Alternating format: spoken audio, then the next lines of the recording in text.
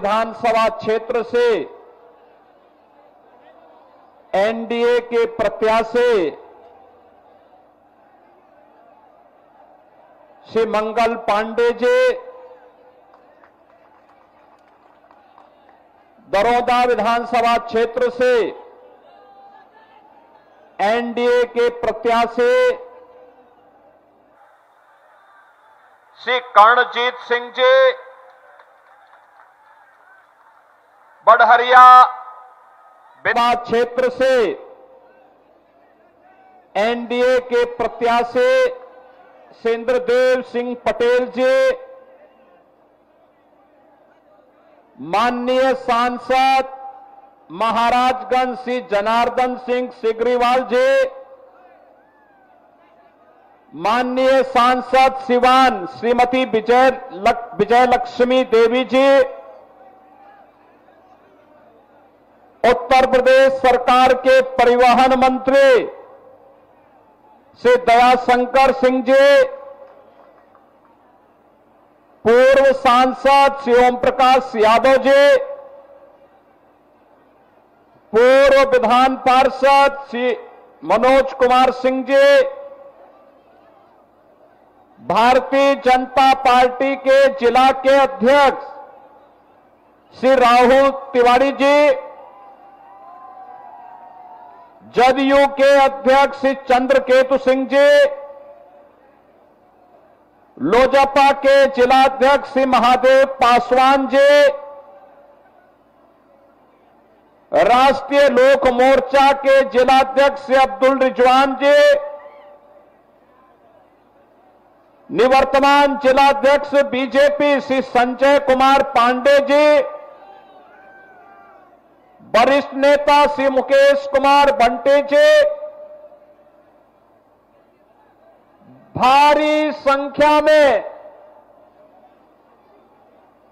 मौसम की परवाह के बगैर आज की इस चुनावी सभा में आए हुए सीवान विधानसभा क्षेत्र और जनपद के हमारे सभी बहनों और भाइयों, मैं सबसे पहले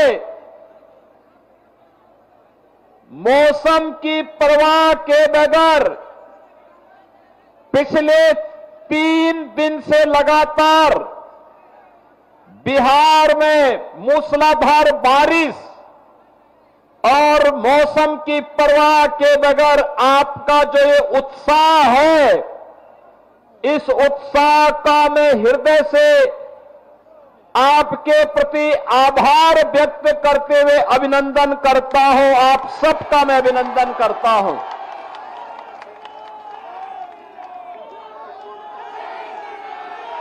बहनों और भाइयों, मैं परसों रघुनाथपुर में आया था और रघुनाथपुर में मैं इसलिए आया था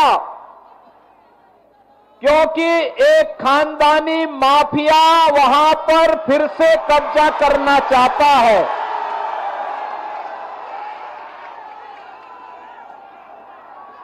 उत्तर प्रदेश में तो हमने बुलडोजर से रौंद रौंद करके इन माफियाओं की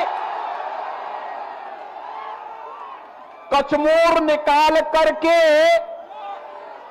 उत्तर प्रदेश की धरती से जहन्नुम के रास्ते उनके खोल दिए हैं। लेकिन हमारी सीता मैया से जुड़े हुए बिहार की धरती पर कोई मारिच और सुबह फिर से सिर न उठाना पड़े, उठा सके। लेकिन जब मैं उस दिन आ रहा था तो बड़ी बारिश शुरू हो गई थी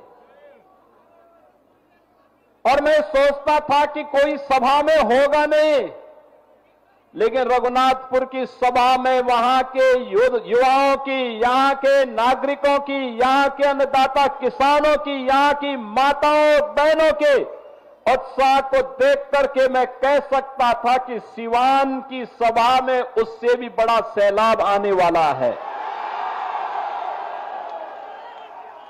और मुझे विश्वास था। और मैं जब लखनऊ से आज प्रातः चला तो लोगों ने कहा कि सिवान में लोग नहीं आएंगे। मैंने कहा देखो, मेरे आने के पहले 50,000 की भीड़ वहां पहुंच चुकी होगी, इसकी चिंता मत करो, वह बिहार है।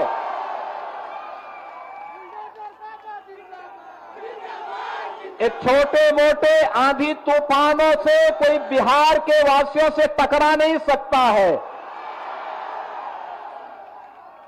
बिहार का नौजवान देश और दुनिया के अंदर जहां कहीं गया है, उसकी बुद्धि, उसकी मेधा का लोहा सबने माना है।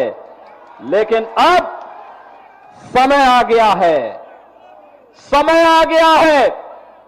पिछले 20 वर्ष में नीतीश बाबू के नेतृत्व में सुशासन की जो नींव मजबूत हुई है, उस पर बिहार की मेधा और बिहार की बुद्धि के बल पर एक सुदृढ़ भवन का निर्माण करना है, जो विकसित बिहार के निर्माण में योगदान दे सके। और इसके लिए आपका आह्वान करने के लिए आज मैं वापस यहां पर आपके बीच आया हूं। बहन और भाइयों, ये सचमुच जब हर व्यक्ति घबराया है बारिश में क्या होगा, तब भी आपने उत्साह दिखाया, आपने दिखाया। सचमुच ये अभिनंदनीय है, स्वागत योग्य है।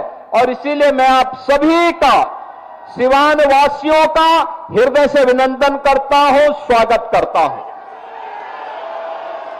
बहन और भाइयों, आपने देखा होगा कहीं कोई मजमा लगता है ना,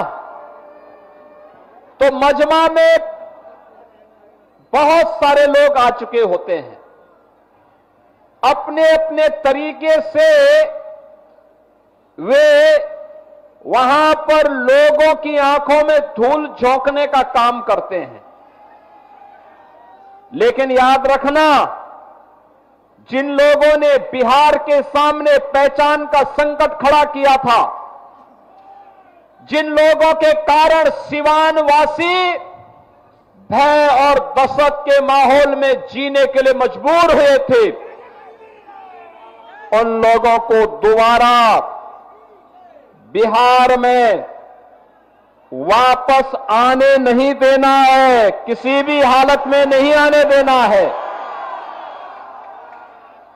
ये लड़ाई केवल सत्ता प्राप्त करने की लड़ाई नहीं, बिहार की अस्मिता की लड़ाई है। बिहार के आन मान और शान को, बिहार के गौरवशाली परंपरा को पुनर्प्रतिष्ठा प्रदान करने की लड़ाई है।